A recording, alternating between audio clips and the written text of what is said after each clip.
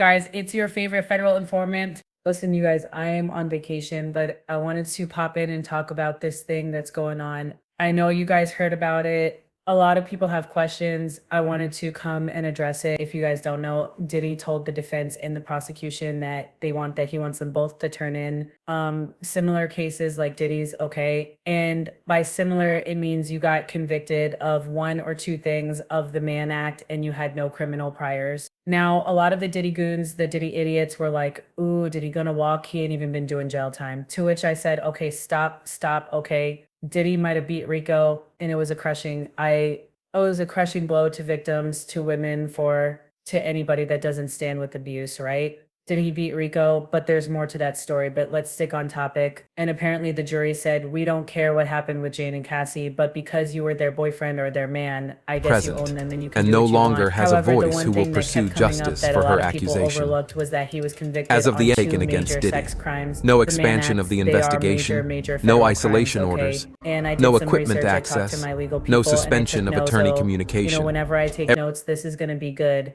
okay? Now, what did the judge ask for? He asked for comparable case law or statistics on similar Mann convictions.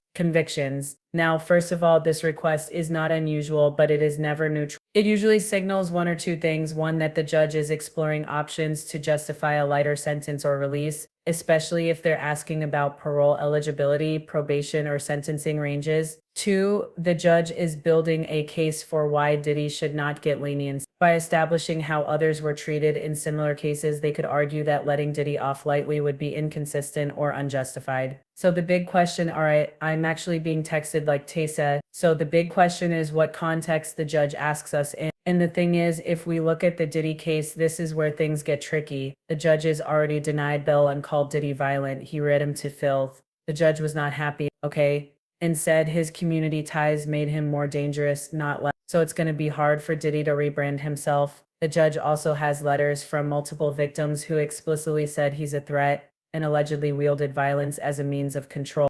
Diddy has access, money, and potential leverage over witnesses, and the judges don't like to be made a fool of. And if Diddy walks and does something shady again, and I think he actually will do something shady again, it reflects directly on the court. And you guys listen, the verdict of the jury threw us for a loop, but the fact that the judge said all this in court and deny bail, I mean, come on. I think we can put two together. This does not look like someone that's looking to cut Diddy a break. And him being able to walk straight with time served, baby, that's cutting Diddy a break. Okay, so why ask about the comparable Mann Act sentences? Okay, they said, listen, Tissa, there's three possible reasons. One, judicial cover, that the judge might personally feel parole is risky, but is giving the appearance of objectivity by asking both sides for precedence. That way no one can claim bias later. Now, he might be appealing his decision for when he sentences him. If Diddy's team appeals any eventual sentence, the judge can say, I reviewed the sentencing ranges and outcomes for similarly situated defendants under the Mann Act,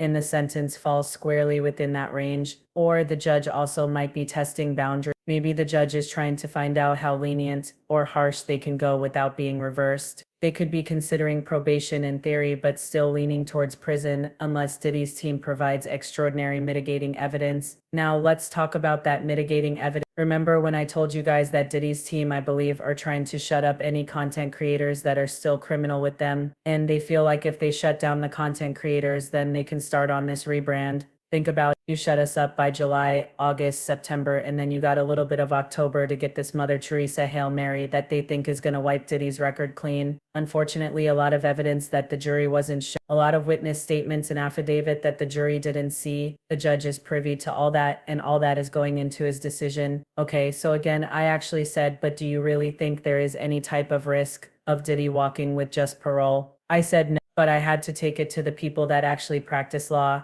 and they said, right now, Tissa, it is super low. No equipment and I'm access, like, okay, but why? no suspension Because of y'all attorney also said it communication. was super low, that he was going to beat the Rico charger. Well, that's not true. They said the Cassie charges were super low. They said, one, the Mann Act is a serious federal charge, and even though it's sometimes used strategically in civil or hybrid cases, judges take it very seriously when paired with violence and pattern behavior. Judge Aram, when did he was asking for bail, said not only is he violent, but there is a pattern of violence. public sentiment. They also will take this, it's low because public sentiment and visibility are sky high, and the DOJ knows this is a credibility. Again, remember, Maureen Comey said this is chilling for victims. It will have a chilling effect. And if the judge already said Diddy is violent and a threat and denied bail, and then suddenly letting him walk would make the judge look wildly inconsistent unless new facts came to light. So what do we think about the judge? This is just my personal take. I think the judge is doing due diligence checking to see if there's any legal wiggle room. But based on prior comments, it sounds like this judge already sees Diddy as a danger, and it's just asking for case comparisons to legally reinforce whatever sentence he's already decided on. So unless Diddy pulls a legal rabbit off the hat, he's unlikely to walk with this parole. This request is probably more about sentencing justification than lenient. Okay, so here's the thing, right? Okay, what type of language? And I just want to refresh your memory, the type of language that slams the door on parole or probation. And listen, let's get into this. He said Diddy was a batterer. This is not just commentary. That is legal language, it suggests a pattern of violence, not a one-time incident. And the judge is accepting allegations as credible and may be treating them as established facts for purposes of sentencing or bail decision. And it undercuts any claim that did violent behavior is isolated, provoked, or misunderstood. Judges should casually just don't throw out that word unless they want it to stick around on the official record. He also said, your client admitted he is violent and tried to preemptively enter a batter program. This is huge because pre-sentencing rehabilitation attempts like enrolling in a battery program are often seen by judges as damage control and not sincere. The fact that Diddy knew to enroll in that program shows consciousness of guilt. He anticipated legal trouble. Admission of violence undercuts any I didn't do it or this was exaggerated. And if the judge believes the admission wasn't just PR but rooted in truth, it justifies custodial sentencing over any community supervision. Okay, now also the judge said this type of violence comes suddenly, quickly, and with no warning. That's a judicial finding of dangerous. They said that the phrasing means that the judge believes that he is not in control of his violence and that his behavior escalates. It's impulsive and it's unpredictable. Judges use this language to justify detention, especially in bail or sentencing memo. It also implies that even if he's calmed down, he could explode at any moment, which is true, and we can't risk that in the community. That is a direct argument against probation. Now, when you hear all that, I have to ask you, does this sound like a judge that's gonna let Diddy? I mean, let's be serious. Even though I'm scared for the Diddy goons. What are they gonna do? Hold a visual, be standing outside with a boombox begging for him to be let out of jail. I can't wait to see this. They said so again.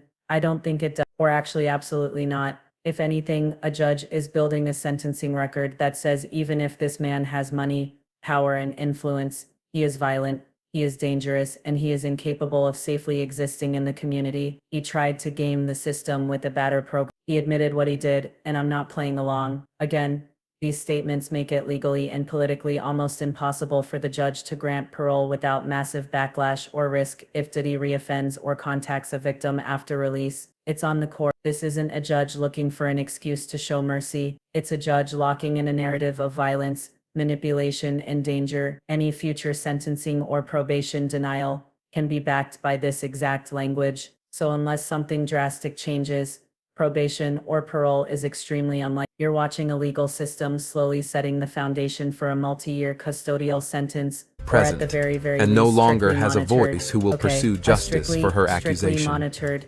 As of the movements. taken against Again, Diddy. listen, No at the end expansion of the day, investigation, I no don't know, it isolation is what it- orders. We are expecting that Diddy will actually do some jail time. I don't think that the judge is actually going to take the time and go through all this and make all these notes just to let him out on the public. Now, did he really offend? That's a different subject. 100% think thinks he will, but you never know. Maybe in Mark Agnifilio's loving arms, he has found a new version of himself, because we know that Mark is doing his best to uplift that man. Anyway, y'all let me know what you think in the comments. I'll talk to y'all later.